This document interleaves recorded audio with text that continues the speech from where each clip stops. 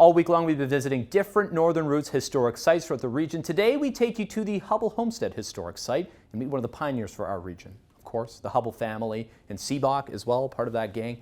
And we're going to give you a little house tour. You're going to learn some stuff about the family, the way they designed their house, and so much more on a great edition of CKPG Today.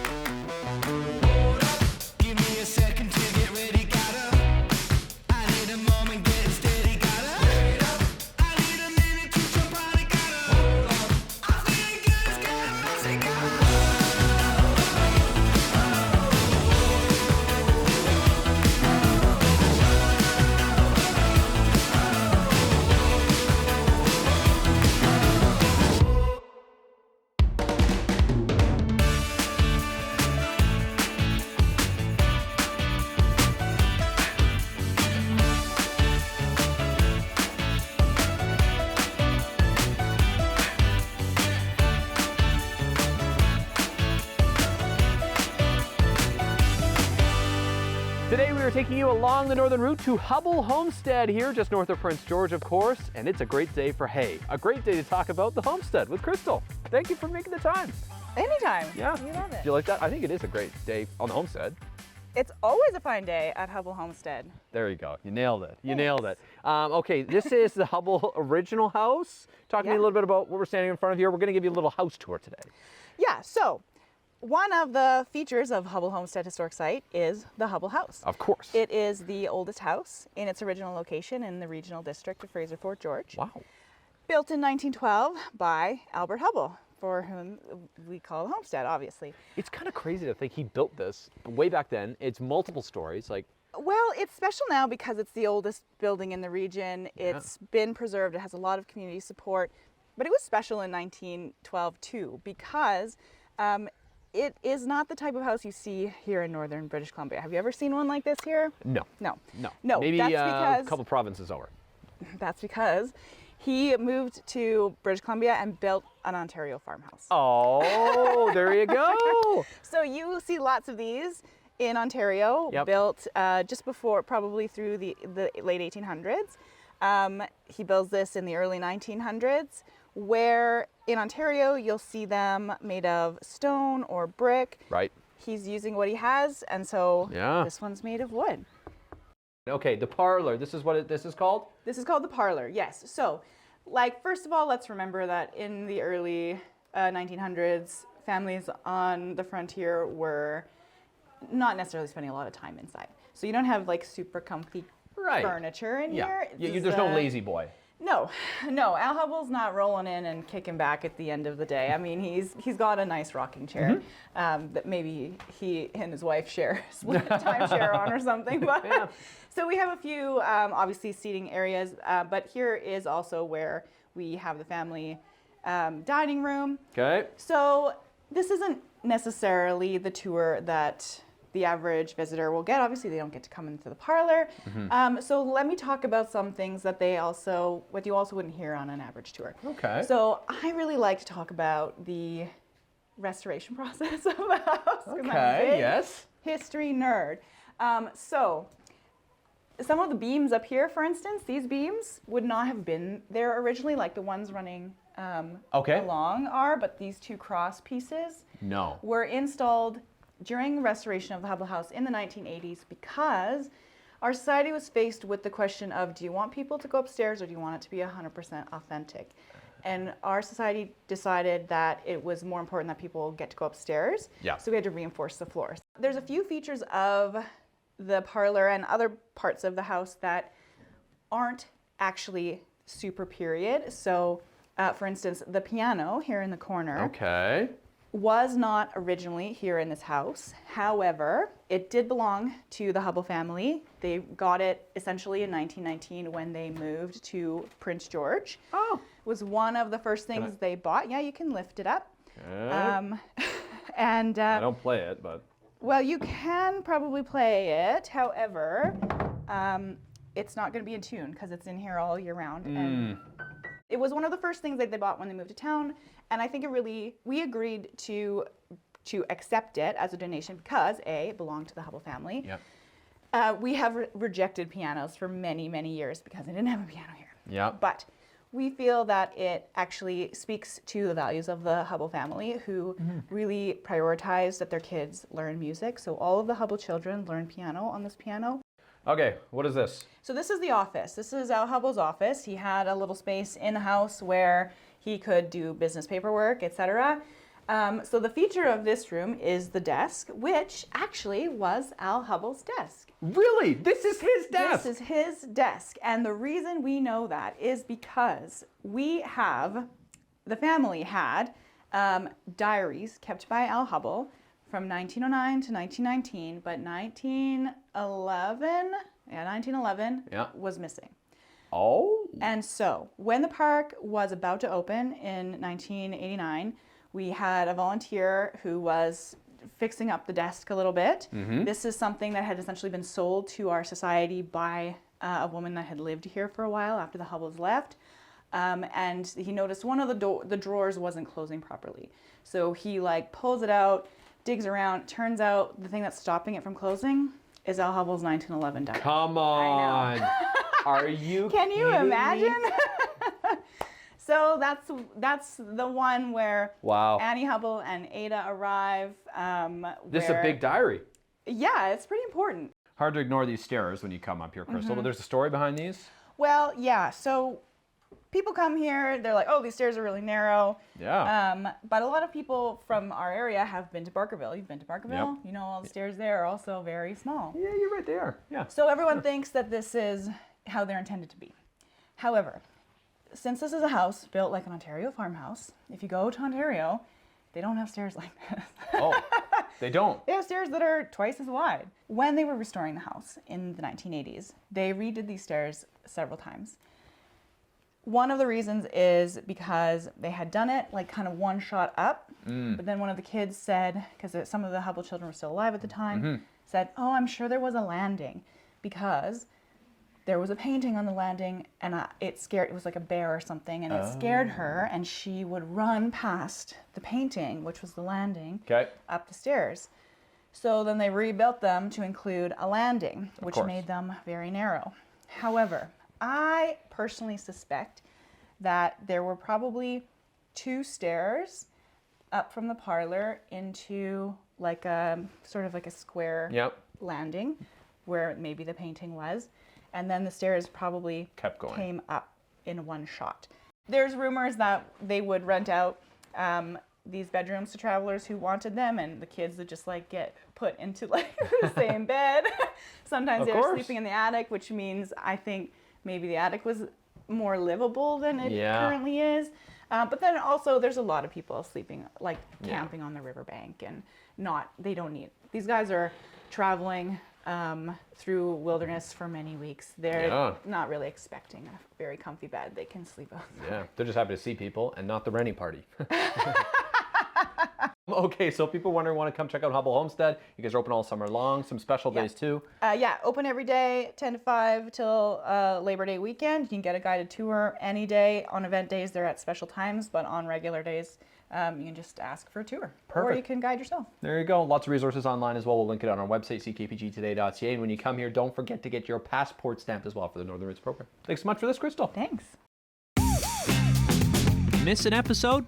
That's okay, life gets busy. We get it. Or maybe you didn't miss anything, but you're here to watch that one feature again because honestly, it was that good. No judgment. Here's the good news. You can relive every moment of the CKPG Today Show whenever you want. Head over to ckpgtoday.ca, click on the Today Show tab, and voila. So grab some snacks, kick back, and binge away because let's face it, life's too short to miss out on great local TV.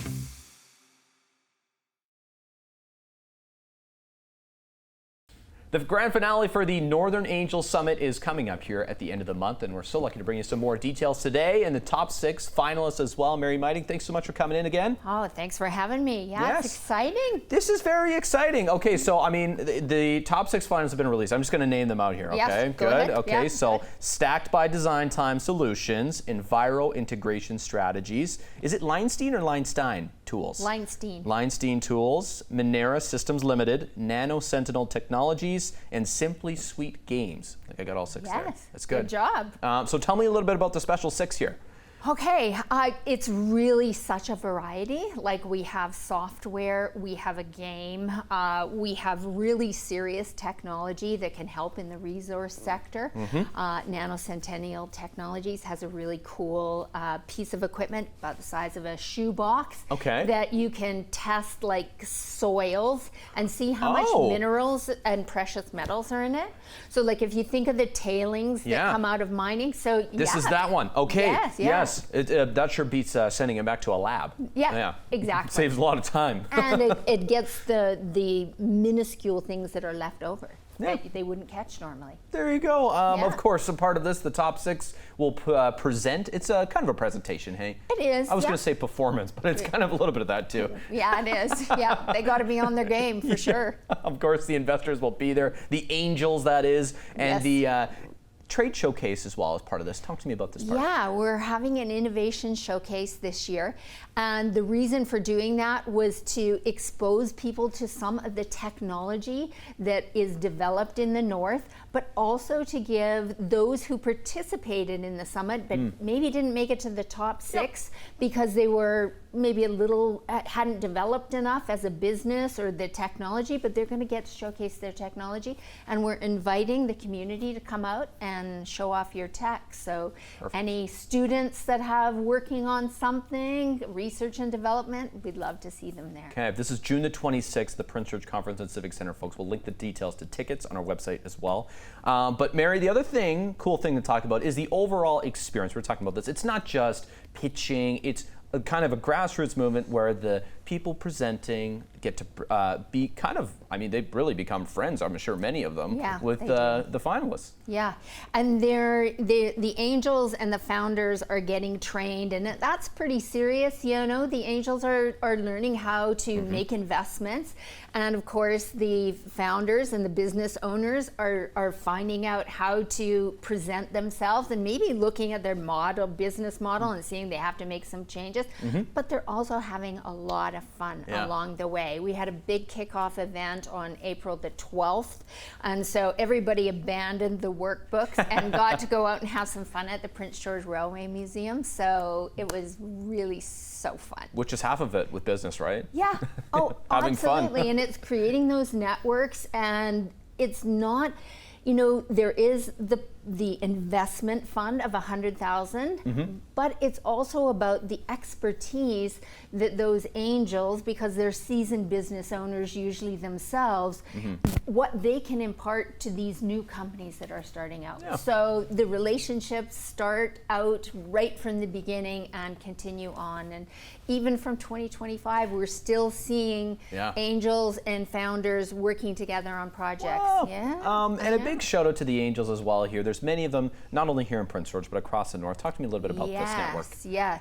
So we have a very strong cohort in Fort St. John and around the Peace River area. Big industry up there. Yes, oil and gas. And so they have really grabbed hold of this summit. We do have one angel that's out in Smithers. We'd love to see more angels come out of the Northwest, because it isn't just about our region. It's actually about the North and working together to bring technology to the marketplace. Yeah, well, it's the Northern Angel Summit put on by the Northern Innovation Network. Yes. Which it is a network. Yes. So there you go. We're creating them. Okay, so there's still some tickets left. Tables, tickets. What can people, or what is left for people to get, I guess? Oh yeah, no, there are tickets available. Of course, it's not a sit-down dinner. Okay. It's more of a networking, having a few beverages together, checking out the innovation showcase. And so yeah, we're inviting people to go in and get your tickets, and also if you have some technology to show off, maybe it's new technology, maybe it's just something that you've been working on and it's your primary business, bring that out. We want to show it off, because I think a lot of people in our region don't really realize how many technology firms are out there. It's true. Maybe you got a Back to the Future-esque car in your garage you're working on. Never know. Awesome. Thanks so much for coming in today, Mary. Of course, if you missed any details, we'll link it on our website, ckpgtoday.ca. Thanks so much, and good luck. I can't wait to see you at the finale. I know. It's going to be exciting. Woohoo!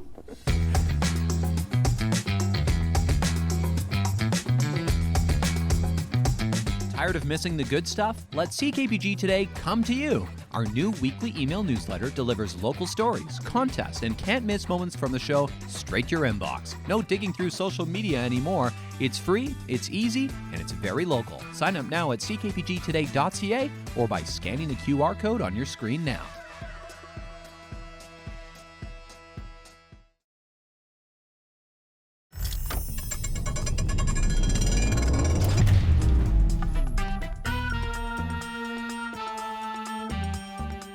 Happy National Lobster Day to everybody watching. It's a day to celebrate here because not only lobster's cool, they're also delicious. So we're going to talk about that today at Anchor Seafood here with Nikki. And you guys have been carrying lobsters for a long time, I hear. Yeah, since we opened, we're going on 28 years of business in Prince George, and we've been carrying lobsters the whole time. Does Prince George like lobsters? They do love lobsters. Yeah, so there's lobster boils, lots of lobster stuff goes on in this town. What do you say a race today? Do you think they would like that? Well, we could give it a try. They don't really move very fast, but let's see what they got. Oh, get paid by the hour, so why not? Why not?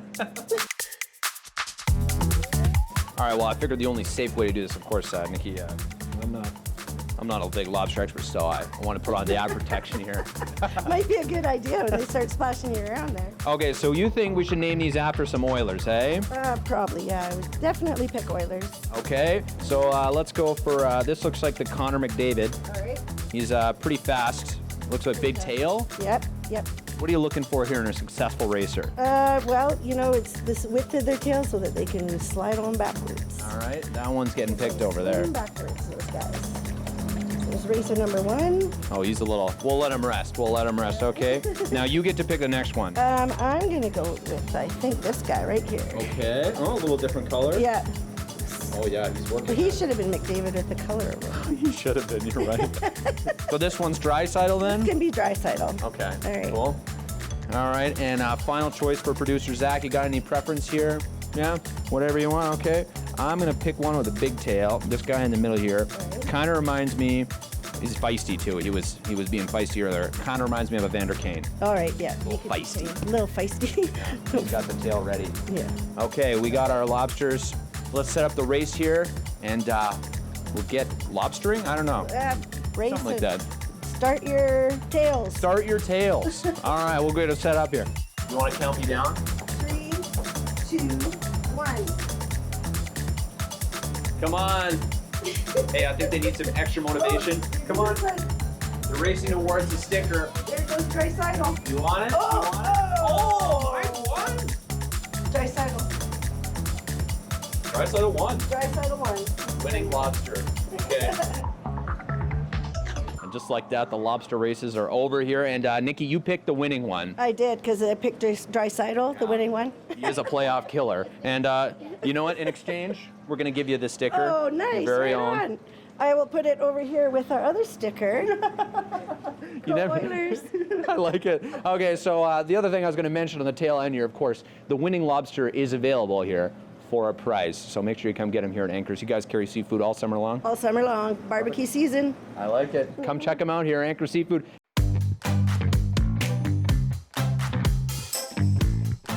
Taking a look outside at our CKPG snapshot of the day from Mark Brink today, who takes us outside of Quesnel to 10 Mile Lake. Nice little spot here, but what's most interesting is what's within this photo on the center right portion of your screen. That is a big beaver dam. It's been a busy beaver building, as you could tell here. That is a big dam. Yeah, lots of sticks, lots of twigs, lots of trees in the area that have definitely fallen victim to this guy, that's for sure. He's building a beaver mansion. I hope property taxes don't go up too much on him this year anyway. Thanks so much for sharing, Mark. Folks, if you have a snapshot to share, we'd love to see your photos. Email them to us, snapshot@ckpg.com.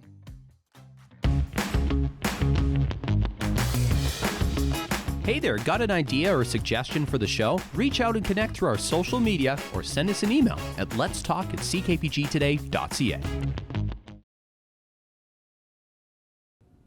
These days, of course, if you want to explore Prince George, it's a self-guided tour, mostly, right? But back about 30 years ago, you used to be able to catch a bus ride and they take you to some of the big landmarks here in Prince George. Initiative by Tourism Prince George as well. We're going to look at that today in local history.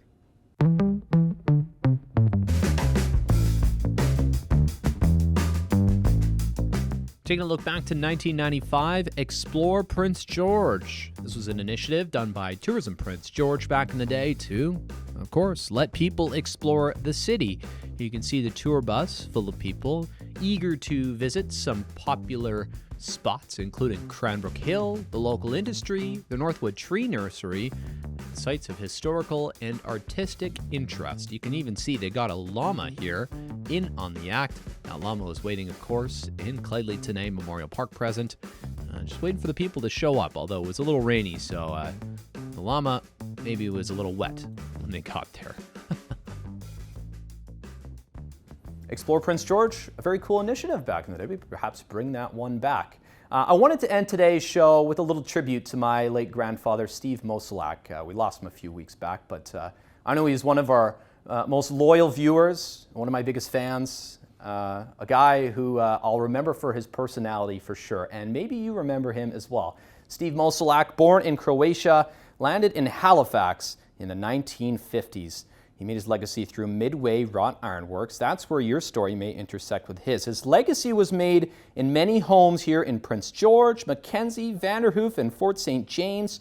He was an ironworker by trade. His custom railings made famous, many of them still around today, in the Spruce Capitol building or Surplus Herbie's, which was originally a furniture store. You can see these custom designs are kind of his signature style, you could say. For those who know Steve, he loved his fishing trips, sporting events for family members, many grandchildren, and most of all, probably dancing at Bluegrass. But as I mentioned, maybe his biggest asset was his big personality, and a guy I give credit for all of my storytelling skills that I boast today. A big reason for who I am is Steve, of course, my grandpa Moselak, as I would refer to him. I wanted to end this with a quote that he would often tell me. Whenever we were doing something, it was always about getting a lesson in something. Learn something, he would say. And today, Grandpa, I'm learning your legacy stretched far greater than I could have ever imagined. Steve was 89. Thanks so much for watching today, folks. We'll see you after the weekend.